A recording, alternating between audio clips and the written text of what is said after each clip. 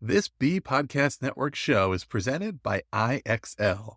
IXL's all-inclusive online teaching and learning platform simplifies edtech needs and accelerates achievement in 95 of the top 100 U.S. school districts.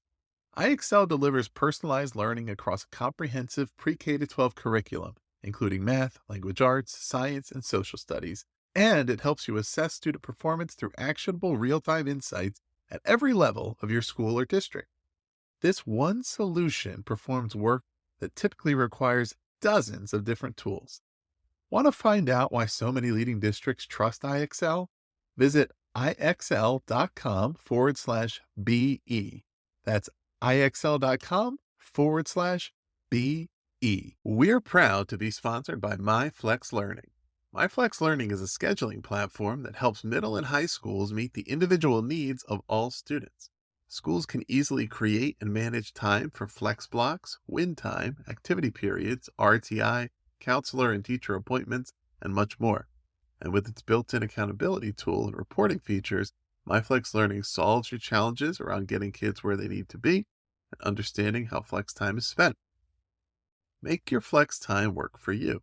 Visit myflexlearning.com/BE to learn more and receive $500 off the first year. That's myflexlearning.com/BE.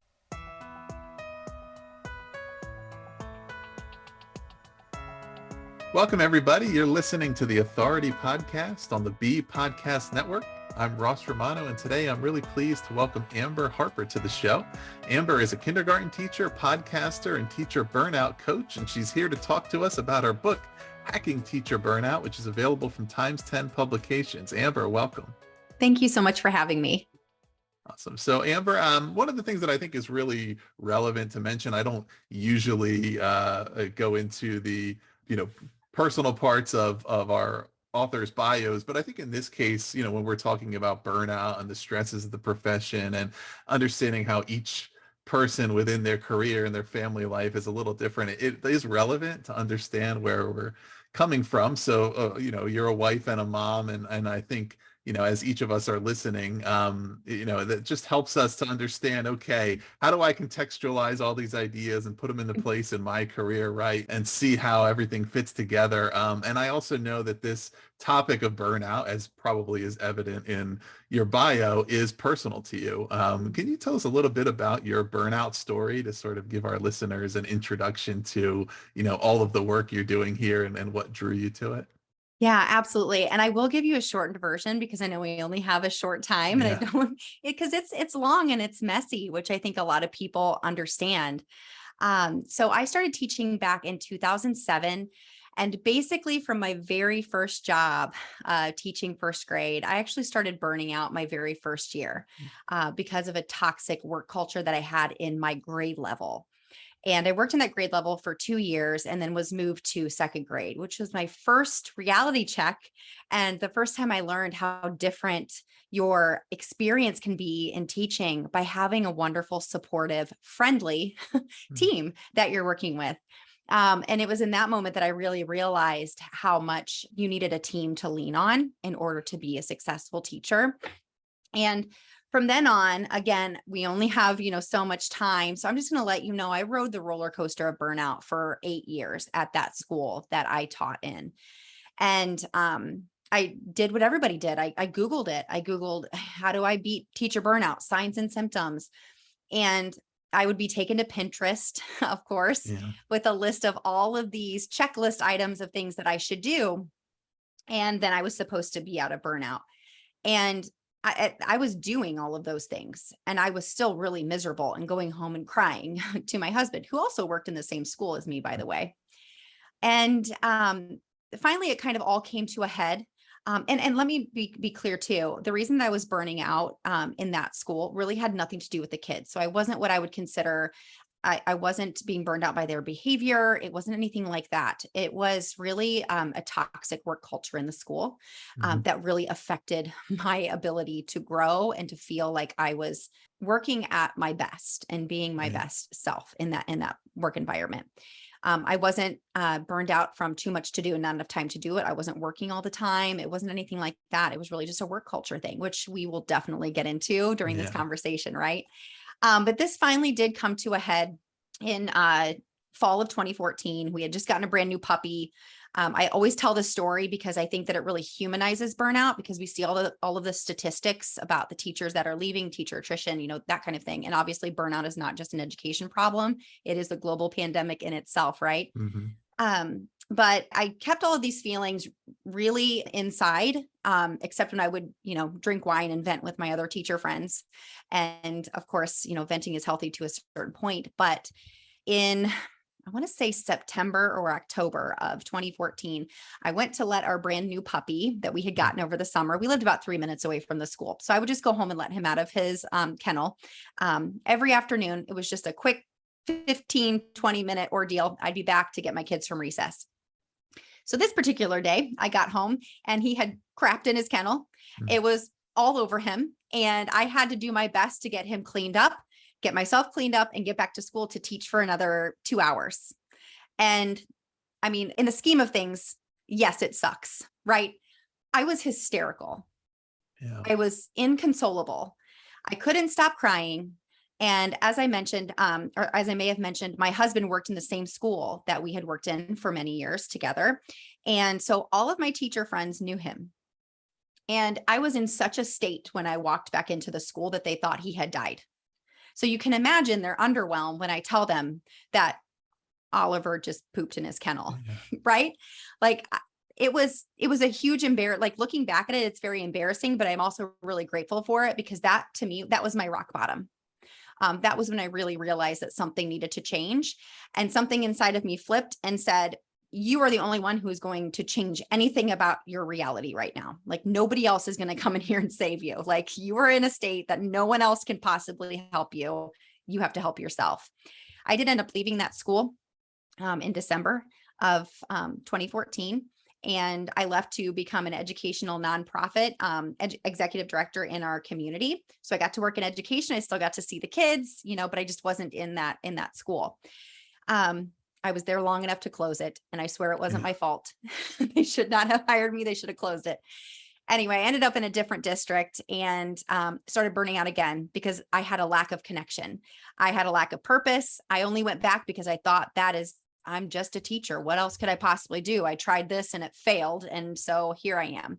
Right. So I had a full spectrum of reasons for my burnout from the years of, 2015 through 2017-ish.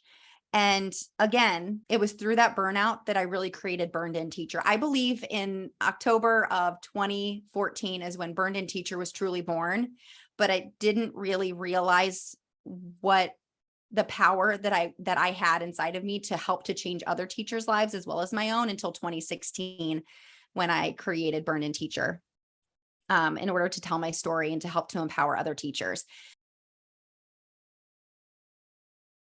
So basically my burnout really looked and sounded like a lot of crying, a lot of complaining, a lot of talking about, doing something different, but never doing something different. A lot of feeling like, well, this is just the way it is. And it wasn't until I dove into personal development in between the years of 2014, 2016, 2017, that I really realized the power that really was within me to create change in my circle of control. And so that's really when everything changed. And I really can't talk about the book without kind of talking about this story, because the burned in process that I talk about within Hacking Teacher Burnout really is everything that I've done and I continue to do today as a full-time teacher, still a mom, still a wife, all of these things, tons to do. I can't talk about all of these steps without really talking about how real and how raw my experience with burnout was. I just got so sick of it. I just got so sick of being miserable. And I just decided I wasn't going to settle for it anymore. So I made some huge changes in my life. Yeah. Yeah. And then the burnout, the term can become cliched and, get overused to the point where I think it's one thing that's really helpful about the book is you have this listing of types and stages of burnout to help readers kind of reflect and say, okay, where am I? What are the causes, or what's the underlying reasons for my burnout, and kind of how far along am I? Don't have to go through all of that, but can you just Sure. kind of summarize that a little bit and just talk about why it was important for you to really define that in more detail? Yeah. So I really wanted to personalize, or rather create a system that people could personalize to their specific burnout type and where they wanted to end up. So you kind of mentioned the burnout types. I won't go through each of them, but there are four. And because what I've realized through my research and my own experience is that people can say they're burned out, but that doesn't mean their experience and what brought them, what triggered it in the first place, how long they've been dealing with it, and why it continues to get worse and worse and worse over time. That experience is all very different. And a lot of people are in very different seasons of their life. Not everybody's a mom. Not everybody's been teaching for 12, 15 years. Not everybody has the same goals. Not everybody has the same personality. And not everybody starts at the same place either. So I created these types to help people to kind of name their burnout, because I really truly believe that if you can name it, you can tame it. And burnout is so generalized, like you said, and a little cliche and sometimes Right. overused. So I wanted to give people a starting point to say, oh, yes, I am burned and blank. I am burned and unbalanced. I have too much to do, not enough time to do it. I am burned and over it. I cannot, this relationship with my principal is so toxic, or with my students I'm over it. I don't know what to do. And then the stages is really on a 0 to 5 scale. So 0 is obviously where I was in 2014, like totally burned the F out. Like I wanted to quit. I didn't want to look for solutions. I was done. I was just looking for any job that I could find to get out, versus burned in, which is stage 5. So my goal with all of this is to give people a starting point by naming their burnout type, and then to identify where they are on this spectrum to help to give them a path. I call it the burned Yeah. in teacher success path. So, and the purpose of that is because just because you tackle and quote unquote beat burnout once does not mean you will never experience it again. Right. So the stages really help people to kind of gauge how they're feeling, why they're feeling the way that they're feeling, and helps to give them then the steps within the book to get them back up on that spectrum if they fall back. Right. And burnout, of course, it also manifests in other professions and also in different roles in education other than just teachers. But I think there are unique qualities to teacher burnout, as contrasted with burnout that we feel in other areas. And for our, readers who are familiar with the Hack Learning series of books, this is one of them. There's a series of hacks. So this one has 8. It's 8 steps to go from isolated to empowered. And so I'm going to actually skip ahead to the 8th one, and then Sure. we're going to come back. Yeah. But I think this really ties into what we're talking about. So hack 8 is never settle for a burned out career in life. And one of the things to me that I've observed and thought a lot about recently that is, you know, uniquely enforcing, I think, burnout on a lot of teachers, is the feeling about, of course, the reason why you're getting into this profession is it's a service profession. Right? You're there to serve students and do it for them. But then a lot of times the autonomy of the educator to feel like they're allowed to make decisions for their own personal well-being is kind of, questioned, right? And one of the things I've written a little bit about recently is this. I basically wrote a piece that was like, if you want to keep more teachers in the profession, stop calling them heroes and like start treating Oh them my like gosh. professionals, right? And this idea, Yes. like to me, it's like this forced martyrdom. And then I was Yeah. describing this idea recently to author Mike Anderson, who's been on the podcast, although I think this discussion was off the podcast, and he put it in good terms. Well, that's true. And to be a martyr, you have to die, right? And Right. the point here is, so if we're kind of, you know, that it's not a fair trade-off to say, well, you get to be called this nice word, so that means that you don't have to be supported, treated professionally, allowed to make decisions. So I just kind of saw that. I don't know if that resonates with you as far as, okay, when we think about what makes teacher burnout different and what are some of the systemic things that make it so endemic, where it's like every teacher is going to grapple with this at some point in time. Yeah. It's that idea that we need to, shift the expectation back to teachers to say, you're allowed to make decisions that are best for you and think about your own well-being. That doesn't, negate the fact that you're service oriented. So, I mean, how does that kind of land with you? Yeah. So I think one thing that we could talk about, first of all, what makes teacher burnout different is when I ask teachers, and I ask this question a lot just to make sure that I'm staying on track, and of course, using my own experience as well as a full-time kindergarten teacher, to really pay attention to what is currently challenging teachers, things that they say would make them eventually leave the profession, or why it is that they chose not to stay. A huge one right now is student behavior. Right. And I can speak very real and raw about this, that it is a huge reason that teachers are leaving. Because the fact is, I mean, if you look at other professions, no, you don't get to choose who works under you if you are in a management position. I mean, and let's be real, like in a lot of situations, teachers become like middle management, right? Right. Like you are being managed by your administrator. You're having to manage these students. But in other professions, you are working with adults. And if the adults don't do what they're supposed to do, what happens? They get fired, right? Or they choose to leave, whatever. With students, you can't do that. So you're not able to choose who's working under you, AKA who's brought into your class, right? And that can always change. You get new kids, you get the behaviors that you get, right? Like that. I'm going to keep this short because we could just talk an entire podcast episode about Right. student behavior, right? The other things, obviously, lack of support. We chatted about this really quickly before you hit record, that teachers don't feel supported. They don't feel supported by their administrator. They don't feel supported by their team. They don't feel supported by their government. They don't feel supported by parents. They don't feel supported by people outside of education, people that are throwing around judgments or, making assumptions about what we are or are not teaching in schools. Pressure from administration to always do more with less, or to do more with less time, with less resources. That is extremely hard. The never ending to-do list. There always seems to be things added to what it is that teachers are supposed to be responsible for. Constant changes, and constant changes within your school year, like things that you're expected to do or to stop doing, or to the curriculum you're using, or what part of the curriculum you're using, but what part you're not, and what you're supplementing, versus the fact, or also adding on to the fact that you're constantly changing, where you're always having to start over. Like every year you're starting over from ground zero, and you're expected to do X, Y, and Z with the students.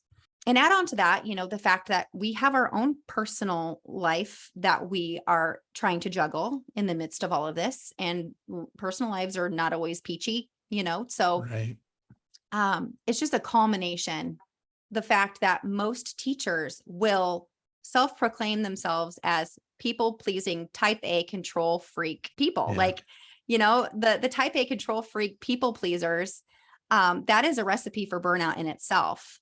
So if and having high expectations for yourself, and I am one of those people, is not a bad thing. Being driven, right, is not a bad thing. Wanting Right. to do the best you can is not a bad thing. But with all of these different aspects of challenges that are being thrown at us every single day, as well as also telling ourselves that we have to be the best or do the best and make sure everything looks perfect, it's the perfect storm. Yeah. And realistically, the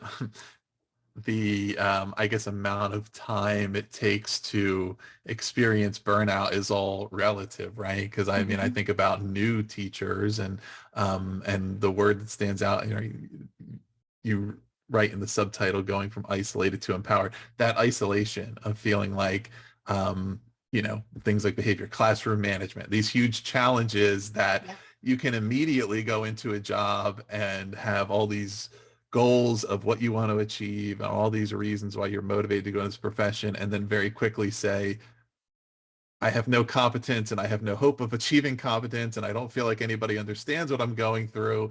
And and nobody's making an intentional effort to either provide mentorship or support, or, to anticipate these things that everybody struggles with. And now I'm feeling burnout pretty quickly. And also add to that, that you may not feel like you can or should ask for help, because if Right. you do that, then you look like you don't know what you're doing.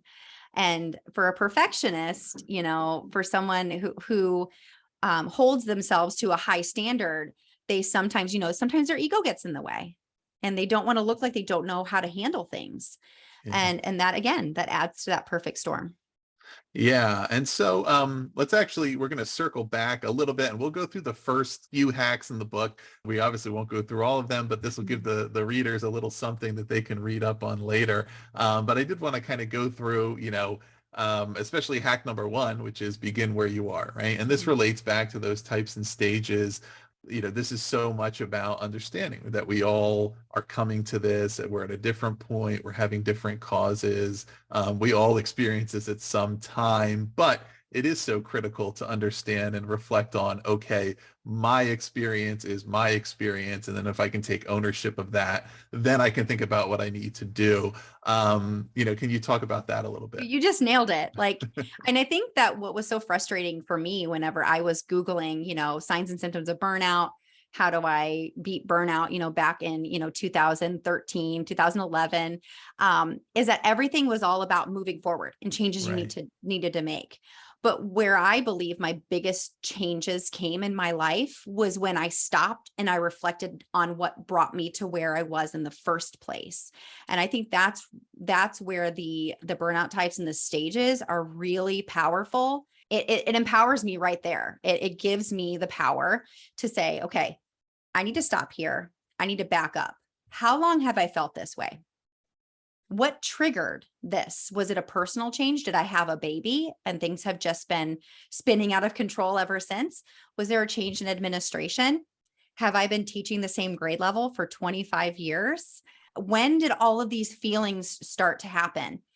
Also, how long have I physically been in this classroom? How long have I physically been in this building? How long have I physically been in this district? All of that's really powerful stuff. In fact, I just had somebody email me the other day and she said that point in hack one, when you asked for us to figure out our triggers and to write down how long we've been in a place, I realized that I had been in the same place for 17 years. And I didn't want to leave education. I love education, but I was just ready for a change. Here's one big thing that I talk about in hack one. And maybe I don't go into it deeply in the book, but I do talk about clarity. When you lack clarity, you can't see through the fog. So you begin to be like a fly that's just pounding itself up against a window, trying to, saying, if I just keep flying harder, I'll just get through. When obviously flies can't do what humans can do, which is stop and back up and look for another way out. And I'm not saying out of education. For some people, that is the next best step for them. But for other people, it's just backing up and saying like, whoa, I have just been trying to break this glass. It's never going to happen. I need to think about another path to feel different. In hack one, I really talk about those triggers, realizing how long you've been where you are physically, emotionally, mentally. And then we talk about realizing your core values, like beginning to, raise your awareness on what is most important to you in your life and what words you need to come back to when you are asked to do something. So that you're not just immediately saying yes, you're really imagining, how does this fit within what I feel is most important right now? Yeah. Yeah. And I've been doing a lot of work related to teacher retention lately. And, it comes up time and again that it's school leadership, the overall stress of the profession are kind of the main reasons why teachers choose to leave. And I love that this book is really focused on re-empowering those individual educators to say, we're not shifting the burden to you to say that these other things aren't legitimate factors, but we're also saying, how can you be empowered to understand your agency and what you might do, and what factors are in your control, right? So that you don't have to feel forced to make a decision that is not the decision you want to make, that you Yes. can, yeah, right. Yeah. So two things here that you're talking about. Number one, I do not believe that your burnout is your fault, but I do believe it is your responsibility. And for so many of the years that I struggled with burnout, in and out of burnout over and over and over again, I consistently blamed other people, whether it be my administrator, the people I was working with, these parents, whatever it was, I was blaming them, which gave me no responsibility. I was the victim. And anytime you step into the victim's role, you are powerless. At least Right. you tell yourself that you're powerless to change anything. And the second thing that you really brought up here is that when you are experiencing burnout in any profession, there are only two things that have to change. I'm sorry, one of two things, if not maybe both. And the Right. first thing you have to change is you.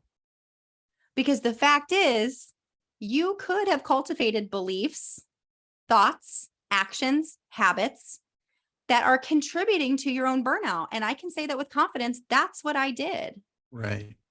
The other thing that could possibly change is your environment. You can choose to pick up, a lot of people can. Some people, it's not as easy as saying, I'm done with teaching, I quit. It is really a luxury to be able to have that power of choice. And that's what I did in 2014. I changed my environment, but I really didn't change a whole lot about me.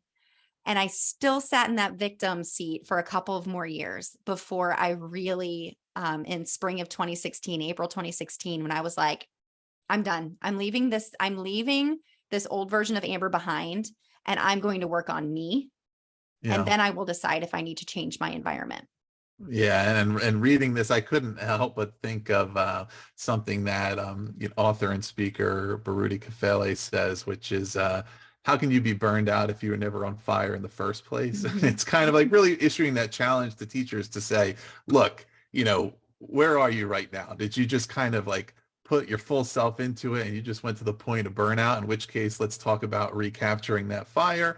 Or are there other reasons why you're disengaged, why you've developed negative mental attitudes or other habits? But I love, this leads into that hack too, which is understand your teacher brand. And I think this relates to it so much because one of the things that, I've talked a lot about with schools is schools needing to establish and then communicate their brand, communicate what are all the good things you're doing.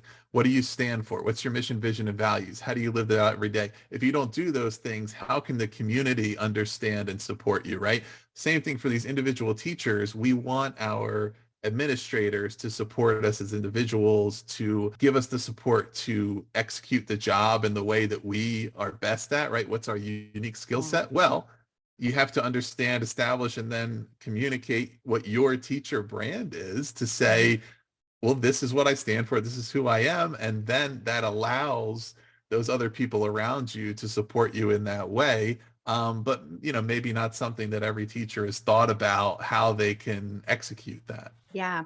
And really, in order to think about your teacher brand, you really have to become self-aware. And that's really what this hack is all about, is raising your self-awareness.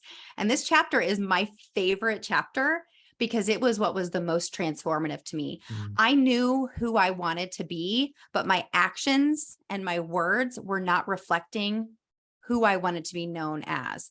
And for anybody that doesn't understand what a brand is, it's not a judgment. It's not based on like a one-off encounter. Okay. It is predictions people, like students, administration, coworkers. It's predictions people can make about what you're going to say, what you're going to do, how you're going to behave based on repeated patterns of interactions with you. And this is something like I look back years ago, 2000, even 2007, when I was really struggling with that team I was working with, there are some things that I did and said that I know attributed to the negative encounters that I had with my teammates. I came in like raring to go, thinking I knew everything. I thought I knew everything, and I probably came across as a know-it-all. I didn't mean to do it. My delivery could have been better. So teacher brand is so incredibly important because we typically associate brands with like things that are being sold, right? Like Right. McDonald's versus Burger King, Nike versus Adidas, right? But as a teacher brand, I mean, think back to your favorite teachers. Mhm. You could name them like that. Think back to your worst teachers, the ones that you had the worst relationships with. Those are their brands. That is their legacy. Right. And you leave that with everybody that you have an interaction with at your school. Right. Yeah. And then the one thing I think I feel like yesterday I was having this discussion and saying, your brand is not what you say it is, it's what other people say it is. So if you don't Exactly. tell them what Yeah. it is, then they're just gonna come up with whatever, right? So in Yeah. this case, with respect to your students, your colleagues, your administrators, if you are not intentionally mindful about saying like, here's how I roll, here's what I do, here's what I stand for, then they'll fill in the blanks on their own and they'll come up with their own perceptions of you. And if that doesn't align with what you think, you'll be pretty frustrated. Yeah. Yeah. You're absolutely right. Awesome. So the last one I want to touch on here is hack number 3, which is reflect and take action on your challenges. And, one of the things about that is, of course, and you can sort of elaborate on it, but I think one of the points that is kind of a through line here is that there are certain things that the broader, oftentimes pessimistic and negative, narrative around our education system as a whole or the teaching profession would indicate are like uncontrollable. This is just Mhm. the way it is, and we can't do anything about it, and everybody just has to deal with it. I think you're making the case that there are a lot of these things that are much more within our control than we might think, or that at least we can perhaps define and understand our own sphere of influence. Yeah. These are the things I can do something about if I understand them, if I take time to get it.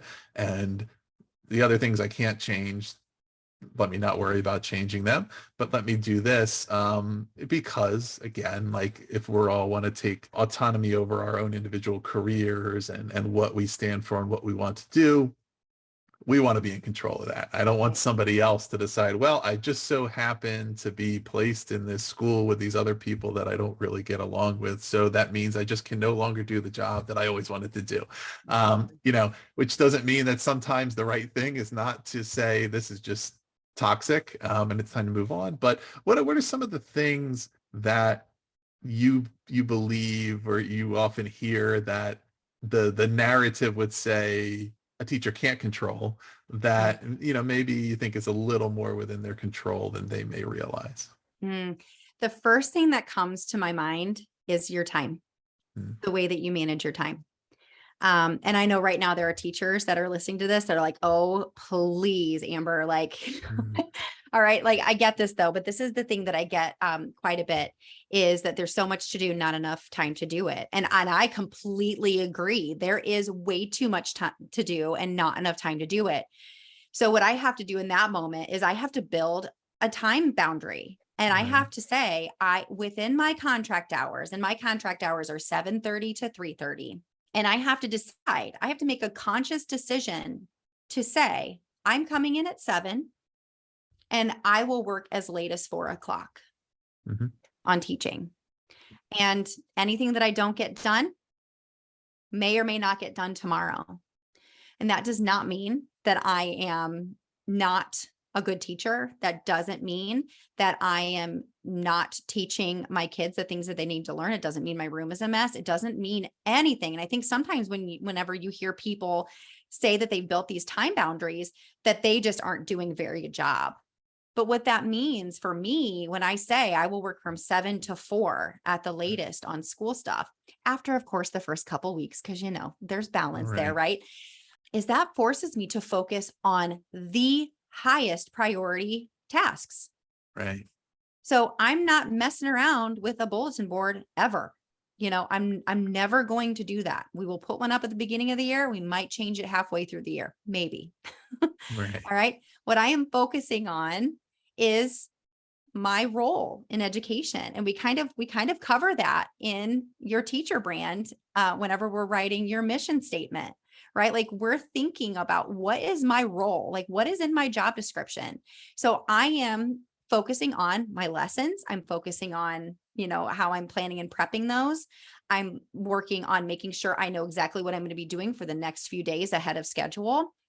I'm making sure that my stuff is organized for my kids, for small reading groups, that kind of thing. Like I am not checking email every other minute. I don't have it on my phone. I check it twice a day. I communicate with my parents via Seesaw. I only check it twice a day. And if they message me after I've checked it the second time, I'll see it in the morning when I check it again. And so I've had to adopt new beliefs and new habits when it comes to my work, such as I'm not having my email on my phone. I am basically unavailable. Now, of course, my principal, who's phenomenal, by the way, she can text me anytime, but if she texts me, I know that it's something that really truly is urgent. I couldn't even tell you the last time she texted me, but, where I've set those boundaries. So if a parent sends me a message at 11 o'clock at night because they have a question and it's a good time for them, good on you. Like message me anytime you want. You will hear from me the next day. Because I won't even know that it was sent until the next day. So, and this all really started with my beliefs, because a lot of teachers say, I can't or I won't set those boundaries. Right. I can't do it because there's no way for me to get everything done in those amount of hours. I won't do it because it'll make me look bad. So it starts with those beliefs about what you are capable of. Again, and I swear I'm not making this up. I got another email from a different teacher just the other day who said, I set these time boundaries and I've begun to look for ways to simplify what I'm doing. And she found a way that was specific to her. She goes, it took me 7 years to realize that if I just tweaked the way I was doing this one thing, it would save me hours. Yeah. And I was like, this is just the beginning, because the beginning really starts with you just setting a boundary, trying it, and then looking at what people would typically look at as a quote unquote failure. Like, oh, my goal was to leave at 4. I left at 4:30 today. That's not a failure. That's a data point. What were you working on? What happened today that was different than yesterday? Were you scrolling through Instagram a little bit through your lunch hour? Did you have a specific behavior today that that kind of blew up your planning and prep time? I'm speaking from personal experience there. So, it really does open your eyes. Again, it's raising that self-awareness of your habits and your beliefs and how you're spending your time. And this is, Russell, this is just the beginning of really everything. And it's really reflect on your challenges is really about, listing those challenges, deciding what is within your control and what is not, and then raising your solution awareness, becoming more solution aware, because what you focus on, you will feel. And what you look for, your brain is wired, what you believe, your brain is wired to find more of. So if you believe there's no time, you will find no time. Yeah. Yeah, well, I'll take your lesson and we'll put a time boundary on this interview. So as we kind of wrap up here, Amber, where can our listeners learn more about your work? Is there other ways they can work with you? We'll certainly put the information on the book in the notes. Yeah, you can find me at burnedinteacher.com. You can also find me on any social media platform at Burned In Teacher. I spend most of my time on Instagram. I do have a free podcast Facebook community at facebook.com/groups/Burned In Teacher.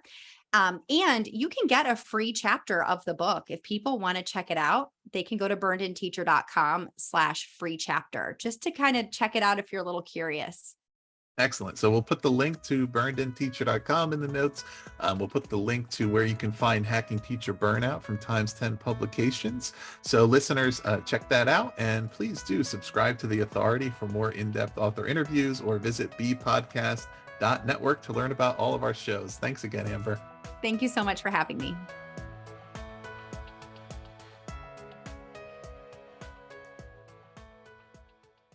Do you want to simplify your school's technology, save teachers time, and improve students' performance on state assessments? You can do it all, but don't waste another minute. Head straight to ixl.com/BE to learn how IXL's research-proven teaching and learning platform can help you achieve all of these goals. That's ixl.com/BE.